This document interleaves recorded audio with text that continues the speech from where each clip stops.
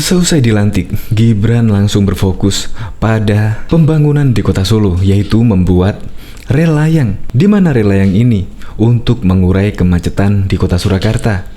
Bahkan kemarin pada Februari, berketepatan dengan Gibran dilantik, juga dilakukan peresmian KRL di kota Solo. Jangan-jangan Gibran ini adalah titisan Jokowi.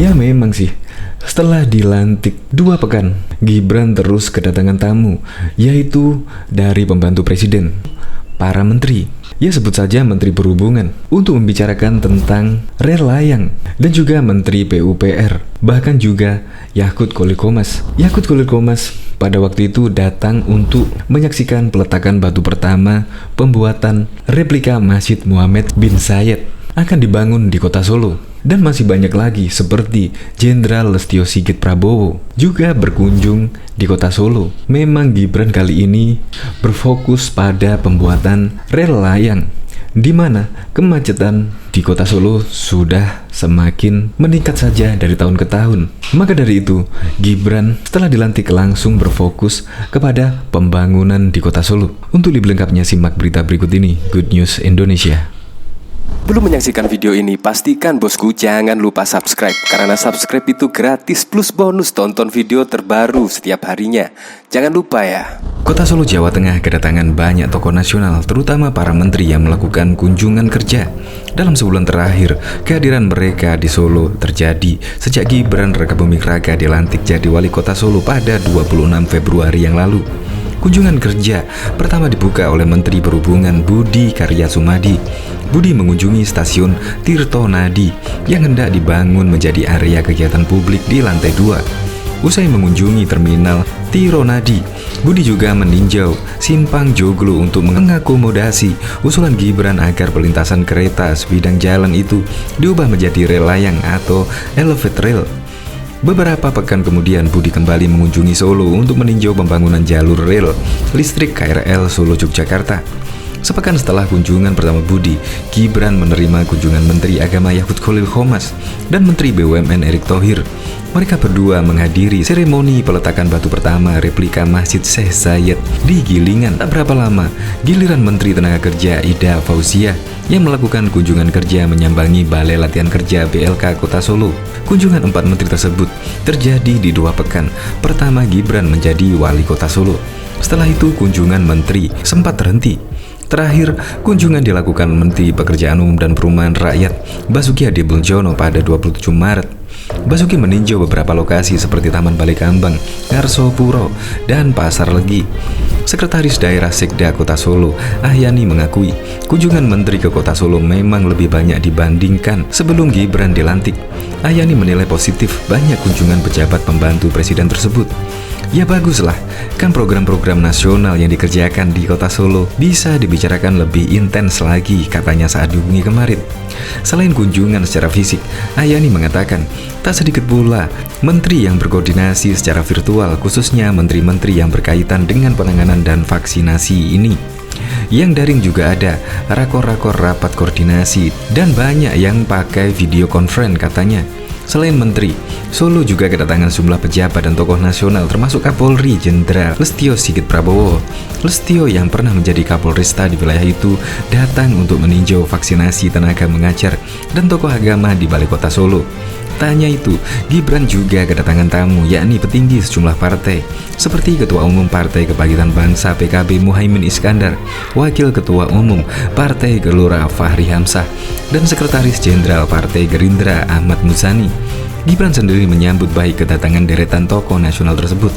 Malah bagus, biar kotanya rame, hotel-hotel juga rame, jawab putra sulung Presiden Republik Indonesia Joko Widodo itu saat ditemui di rumah Wali Kota Solo di sela lawatan Fahri Hamzah akhir pekan lalu.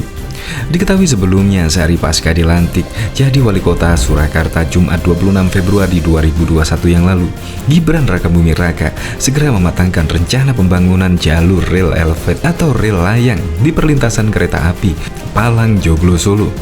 Palang Joglo sudah kami cek dengan Bu Sita, Kepala DPUR Kota Surakarta. Minggu depan kami rapatkan lagi yang lebih detailnya.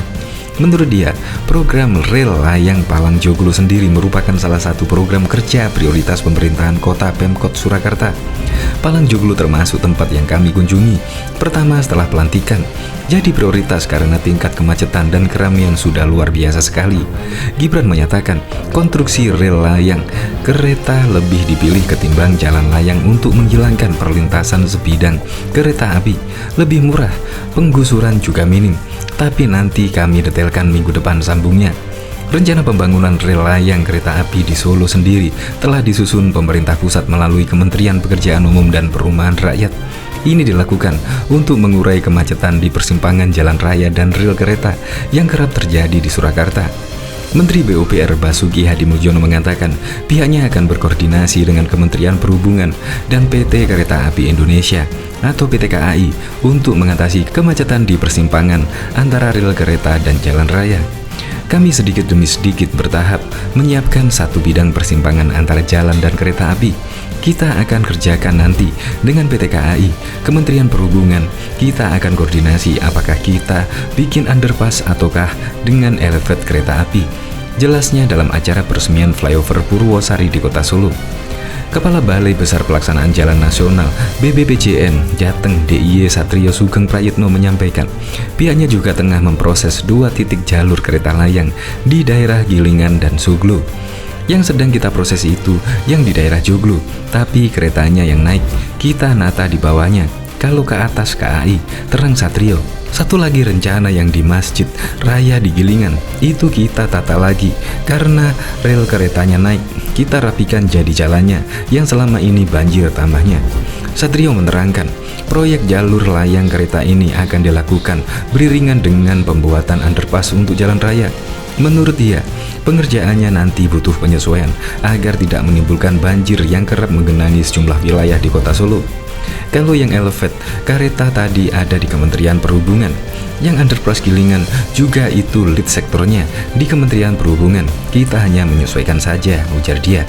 Diketahui juga Direktur Jenderal Perkeretaapian Kementerian Perhubungan Zulkifli menyebut tingkat okupansi atau pengguna rel listrik KRL Koridor Jogja Solo pada 2021 bisa mencapai 6 juta orang. Jumlah tersebut merupakan hasil studi kelayakan pembangunan yang dilakukan Kementerian Perhubungan. Bahkan, okupansi KRL Jogja Solo juga diproyeksikan naik signifikan hingga 2035, di mana jumlah penumpang pada tahun mendatang mencapai 29 juta orang. Kenaikan itu seiring dengan penambahan penyediaan infrastruktur atau layanan di koridor di 2 wilayah itu ke depannya. Hasil studi kelayakan pembangunan elektrifikasi Jogja Solo dipadati bahwa peningkatan potensi penumpang di koridor ini KRL Jogja Solo sangat signifikan.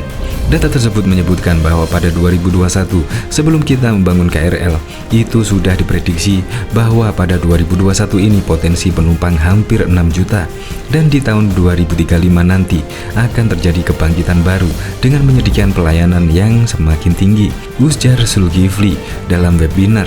Proyeksi bahwa tingginya kenaikan penumpang Jogja Solo mendasari Kementerian Perhubungan melalui PT Kereta Api Indonesia atau KAI, pembangunan kereta KRL yang menghubungkan 2 provinsi itu. Pertimbangan lain karena Jogja Solo merupakan kawasan objek wisata. Hal ini dinilai mampu mendorong masifnya penggunaan transportasi massal.